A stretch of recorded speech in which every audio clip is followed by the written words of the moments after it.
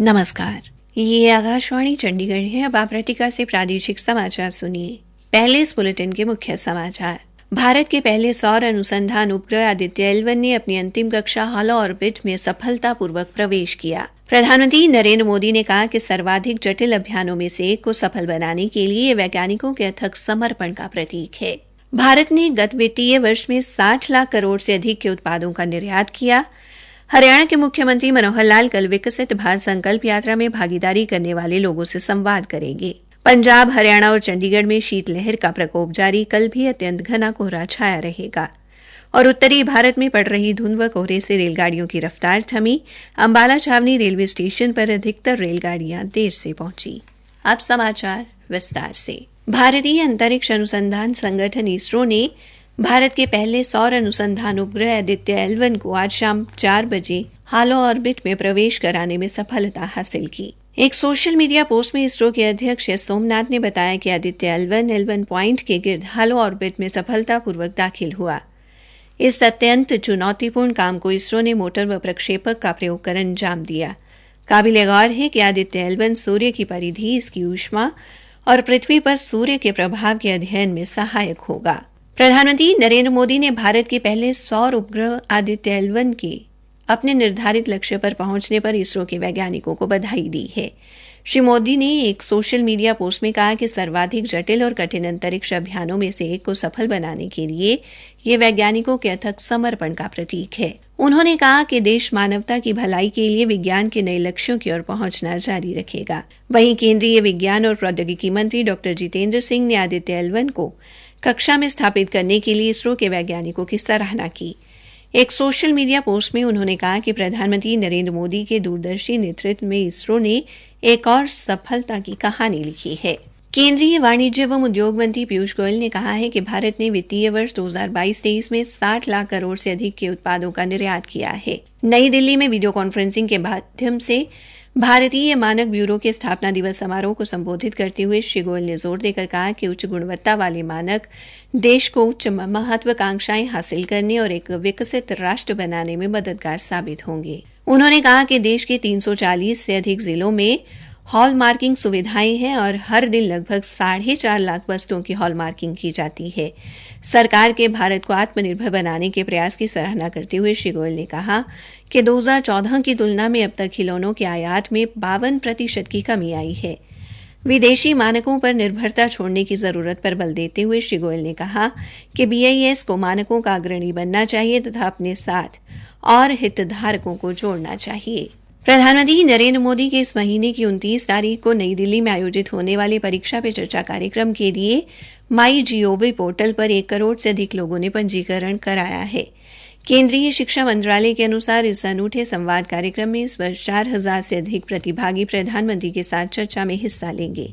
चर्चा में भाग लेने के लिए MyGov पोर्टल पर गत वर्ष 11 दिसंबर से चल रही प्रश्नोत्तरी प्रतियोगिता इस महीने की 12 तारीख तक जारी रहेगी, जिसमें 6ठी से 12वीं कक्षा तक के विद्यार्थी, शिक्षक और अभिभावक भागीदारी कर सकते हैं। इसमें चयनित 2050 प्रतिभागियों को परीक्षा पे चर्चा किट दी जाएगी, जिसमें प्रधानमंत्री की पुस्तक, एग्जाम वॉरियर्स तथा एक प्रमाण पत्र शामिल है।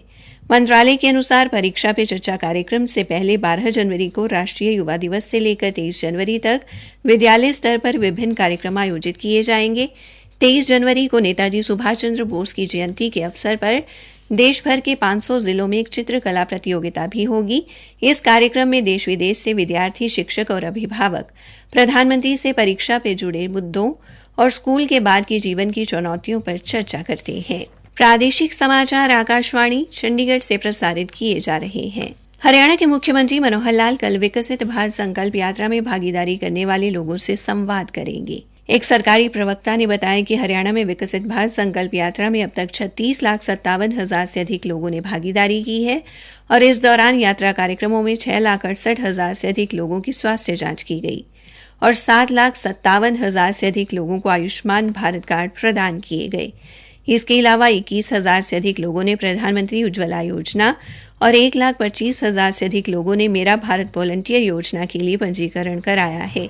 प्रवक्ता ने बताया कि मुख्यमंत्री ने कल सभी जिला उपायुक्तों के साथ विकसित भारत संकल्प यात्रा की प्रगति की समीक्षा की तथा उपायुक्तों को प्रत्येक जिले में आयोजित किए जा रहे कार्यक्रमों में ज्यादा से ज्यादा लोगों की भागीदारी सुनिश्चित करने का प्रयास करने के निर्देश दिए ताकि अधिक से अधिक नागरिकों की समस्याओं का मौके पर ही निदान किया जा सके। भिवानी की अतिरिक्त उपायुक्त अनुपमा अंजलि ने बताया कि कल सुबह 10 बजे गांव बामला, धीराना माजरा, देवसर, खरक कला, खांडियान और राजापाना, हरिपुर, हालवास, माजरा, देवसर में तथा दोपहर 2 बजे से गांव ढाणी चांग, मुढाल कला और ढाणी बीरन में विकसित भारत संकल्प यात्रा के कार्यक्रम आयोजित किए जाएंगे।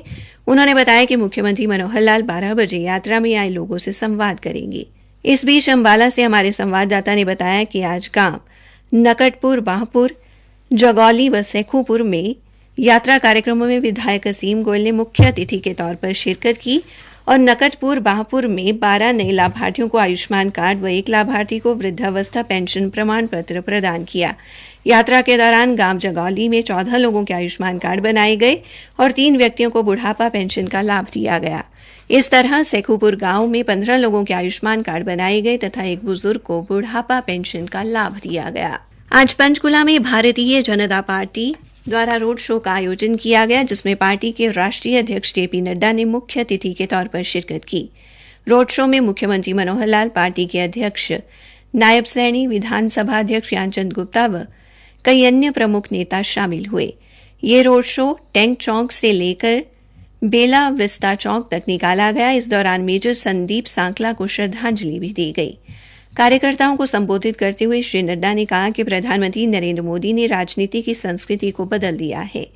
उन्होंने जात पात, पहाड़ी, मैदानी इलाकों में विभाजित होने वाली और वोट बैंक की राजनीति को समाप्त कर सबका साथ, सबका विश्वास, सबका विकास और सबका प्रयास का संदेश दिया है।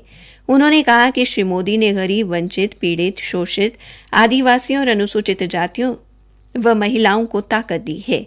श्री नड्डा ने कहा कि आज भारत में 13.5 करोड़ गरीबी रेखा से ऊपर आ गए हैं और गरीबी 1% से भी कम रह गई है। पंजाब, हरियाणा और चंडीगढ़ में विभिन्न स्थानों से घना कोहरा पड़ने और शीतलहर के चलते कड़ाके की ठंड पड़ने के समाचार मिले हैं। मौसम विभाग ने कहा है कि हरियाणा और चंडीगढ़ में आगामी 4-5 दिनों के दौरान तापमान में कोई बड़ा बदलाव देखने को नहीं मिलेगा। विभाग ने 10 जनवरी तक इस क्षेत्र में घने से अत्यंत घना कोहरा पड़ने का अनुमान लगाया है। मौसम विभाग के अनुसार चंडीगढ़ और पंचकुला में परसों तक घना कोहरा छाया रहेगा, जबकि 9 तारीख को कुछ एक स्थानों पर हल्की से मध्यम वर्षा हो सकती है। अंबाला और यमुनानगर में भी इस दिन वर्षा होने की संभावना है, जबकि इन दोनों जिलों में कल अत्यंत घना कोहरा और उसके बाद घना कोहरा पड़ने व शीतलहर का प्रकोप जारी रहने का अनुमान लगाया गया है। उत्तरी भारत में पड़ रही धुंध व कोहरे के कारण कई रेलगाड़ियां देरी से चल रही हैं। अंबाला छावनी रेलवे स्टेशन पर भी आज अनेक रेलगाड़ियां देरी से पहुंची। अंबाला रेलवे मंडल के प्रबंधक मनदीप सिंह भाटिया ने बताया कि जम्मू तवी पुणे एक्सप्रेस 1 घंटा, जम्मू तवी अजमेर एक्सप्रेस 7 घंटे, गुवाहाटी जाने वाली अमरनाथ एक्सप्रेस 5 घंटे और अजमेर जम्मू पूजा एक्सप्रेस 10 घंटे की देरी से चल रही है।